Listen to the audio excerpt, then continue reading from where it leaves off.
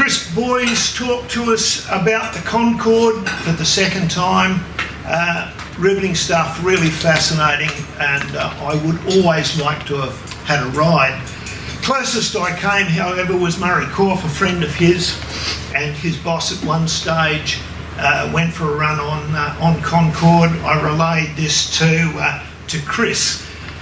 Ken was very impressed because as they taxied out, a very proper English voice said to them, ladies and gentlemen, welcome aboard British Airways Speedbird service from London Heathrow to John F. Kennedy. We're number 2 behind a Pan Am 747. We should be in the air in about 6 minutes. Everybody took that on board, off they went. And he realised what it was about when they started descent, because the captain came back on and said, ladies and gentlemen, thanks for flying British Airways Concorde service to John F. Kennedy. You've probably noticed we've started our descent into John F. Kennedy. We should be there in about 15 minutes' time. And perhaps to emphasise to you how fast the aeroplane is, you might recall we were number 2 behind a Pan American 747. Well, he's about halfway. Ken was very impressed, except the second time he did it, the only difference, it was a Northwest 747. So the boys were quite good on the PA for that, but they always emphasised, rightly so, just how quick the aeroplane was. A little comment about that, it's always been all about speed, hasn't it? My sister was telling me about the chap that she works for who's bought himself a new aeroplane. And he's an oncologist, very nice fella. And he's very keen about this new aeroplane. He says when he goes to Geraldton, it gets him there 12 minutes quicker than the old one.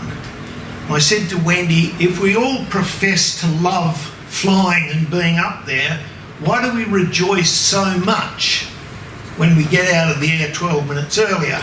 Take that to your psychiatrist and see if you can work it out. Speed, however, has been relative to the times. If we look at aeroplanes like the HP-42, some of you might have seen illustrations, a great big biplane, 4 radial engines, 2 on the top wing, 2 on the bottom wing, good for about 95 miles an hour. However, when the Brits used to fly them across the desert, the comment was always that they were an awful lot faster than a camel. We then went to things like the DC-3, and that was around 160 miles an hour, and a lot faster than an HP-42, and a lot faster than a Ford Tri-Motor. We then went to things like Super Constellations and DC-3s, 300 mile an hour aeroplanes, really getting up there, pressurised, so much more comfortable.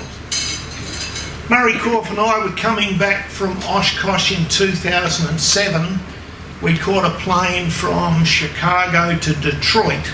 Detroit was Northwest's hub, and we were flying from Detroit to Tokyo. 1 stop in the 747, just a whisker under 10 hours, and we were bleating about it. In the seat back in 2007, there was a write-up on Northwest's 50th anniversary of the Detroit to Tokyo service, and that was in a Boeing Stratocruiser. The Boeing Stratocruiser took just over 30 hours, 4 legs with 3 stops. All of a sudden we stopped whinging about the 10 hours, but that was faster than all of the other things up to that time. So finally, of course, we get to Chris's aeroplane, the Concorde. When she retired, for the first time in a long time, the world actually got a bit bigger, didn't it? Admittedly, only for a handful of people.